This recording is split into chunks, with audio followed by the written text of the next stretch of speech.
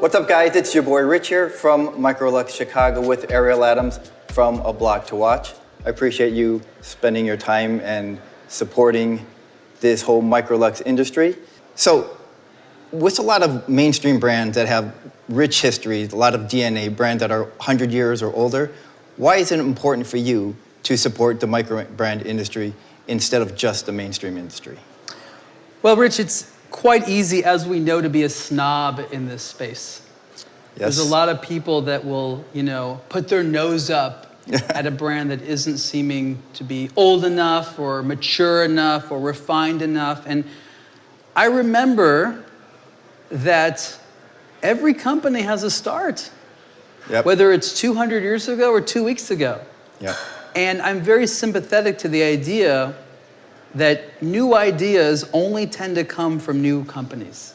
You and I know that among the established watchmakers, actual new things is hard to find, and the consumers want new things. The sort of buzzword innovation is thrown around all the time among the Swiss. But as many people who know watches can attest to, the amount of actual innovation is quite minimal. And so I think the first reason I'm attracted to newer brands is it means new ideas. Not all of those ideas are going to work, but everyone deserves a chance, especially because today, people aren't necessarily buying an instrument that they need to rely on for their life. If I was a pilot, I'd be like, you know what, I'm not gonna play any games here, I'm not gonna try something new, I don't want my watch to fail, I'm gonna go to someone that I know for a fact is gonna work. Or at least I can be sure. But that's a different consideration than a lot of consumers make today. They want something that represents how they feel. They want something that makes them feel like they are maybe trendy or classic or related to a cause.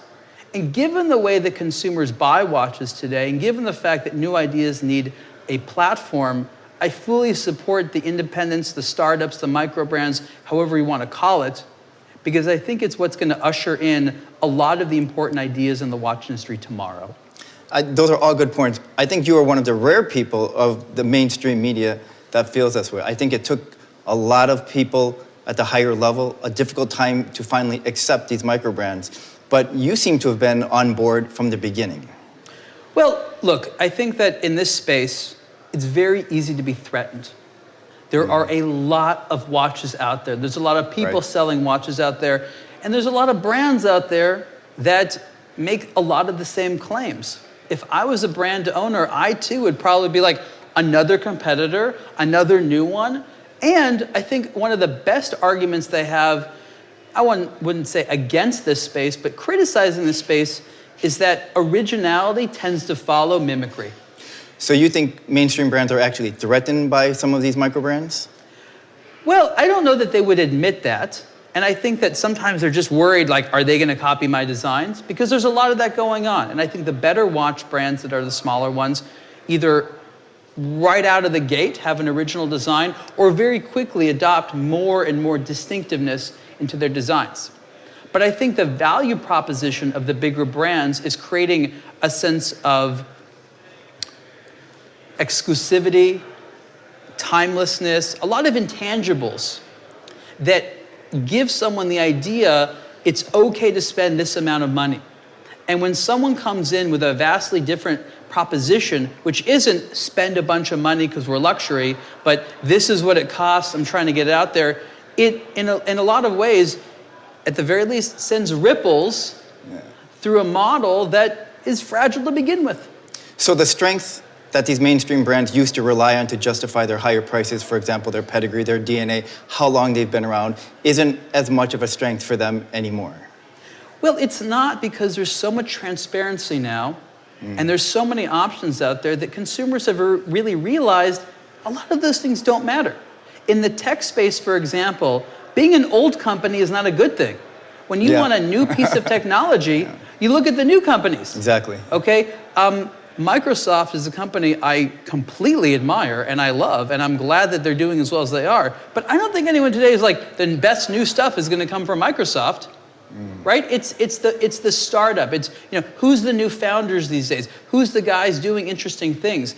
Those teams are the ones that people look at for real innovation. So in the watch space, if you're looking for real innovation, are you going to go to the new people who have, fresh ideas and are willing to take risks? Or are you going to go to the old guys that probably aren't? So this is a bit off base, not watch related at all, but for example, Apple. Apple was always the hot product. Everybody would follow Apple when they would do their trade shows. Now, not so much. Now they're not waiting for Apple anymore. I mean, Samsung has taken a huge piece of the pie with their phones, and they're not copying Apple anymore. Is that, you're drawing some parallels with the watch world and, for example, Apple watches? Apple products? I think the parallels I'm trying to draw is the consumer expectation of where to find new things. And that the watch industry has really sort of banked on the idea that old, legitimate, high pedigree, we've been making watches for all these people for a long time, that this is what consumers wanted. And I think what they're realizing today is that there is value to that, but there's also a lot of value to novelty. So for me, before Microbrands burst onto the scene, I thought they were really not the quality they are today, not at that level. They would have clever marketing where they would say, well, if our watches were carried in the stores, they would be $1,000, but blah, blah, blah, and because we are able to sell them directly to you, they're $300. When I would see those first runs of those watches, they would never sell for $1,000. They're not even worth $300. But today, they have evolved a lot. Would you disagree or agree? Well, I think what's important for everyone to remember is that these terms, independent, micro-brand, whatnot, are pretty imprecise. And that there's a lot of different types of products from a lot of different types of backgrounds and brands and manufacturing, and they're by no means created equally, even if you have a collective term. At this show right here in Chicago, we see brands that have very small productions, and pretty much every single part of the case and bracelet and dial is a totally unique creation. They don't have any other marketing. They put all their time and effort into a product, and maybe in the future they'll have great marketing. Then you have other brands that do the exact opposite. Almost no effort in the product, everything's in the marketing. You might call both of those a micro brand, a startup brand, an independent, whatever, but they come from completely different perspectives for totally different consumers. You actually prefer the term watch enthusiasts.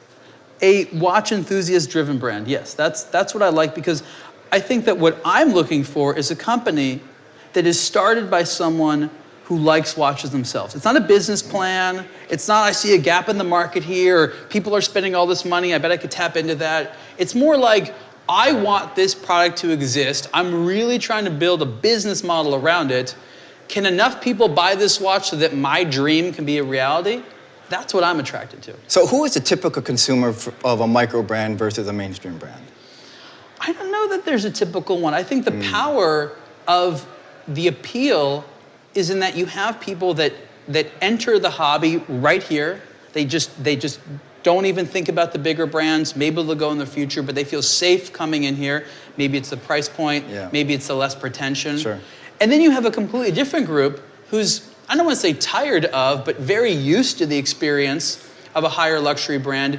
And they say this to you and they say this to me. I'm sick of the same thing all the time. I want to try something different. And you see things here that are different. And that experimentation, I think, is so crucial, because even if those designs don't end up being successful 20, 30 years from now, we learn something. So you and I are friends. We talk a lot away from cameras. And one of the things that we agree on is that the state of the watch industry, at least with the mainstream brands, is a bit chaotic. So where would you compare the current climate of the watch industry with the micro brands versus the mainstream brands? And where do you see the future with both micro brands and mainstream brands? Well, there's a lot to say. That's a very compounded question. I think that the direction I'll take is essentially talking about the consumer. Watches as a product don't have regulations behind them, really. I'm sure there's taxes and things like that, but it's not like you're a car and you need to satisfy that it's safe on the road and things like that. Right. There's really no barriers to how or where you can sell watches for the most part. And that gives people an amazing variety of distribution, marketing, and sales channels. So you have the same type of product, a watch, They can reach customers in all these different ways. And I think what's important to realize is that the large established brands and these smaller brands oftentimes have different ways to market. So there isn't really the matter of the smaller brands taking over. It's more about where is the consumer attention going? And right now, the intersection between the big brands and the small brands isn't the stores on the high streets. It's on the internet. It's in the forums, It's on the blogs, it's on social media. And this is where someone who is interested in a Rolex all of a sudden hits something which is the opposite of Rolex. And they have to ask themselves the question, which direction do I go in? Do I go in this one or that one or both? But doesn't that require someone to be open-minded? Because Rolex lovers, I think it's fair to say that they are snobby. So for them to go from a $9,000, $10,000 Rolex to a $1,000 or $1,500 watch would have to require a certain amount of open-mindedness. Would you agree? Sure, but it's like everything when it comes to fashion. Yeah. There are going to be those people that are staunchly conservative that maybe at some point will develop more confidence to be open-minded. And there's people from right at the beginning see these areas as an opportunity for unique self-expression. So in the long run, who is the last one standing, Microbrands or mainstream brands?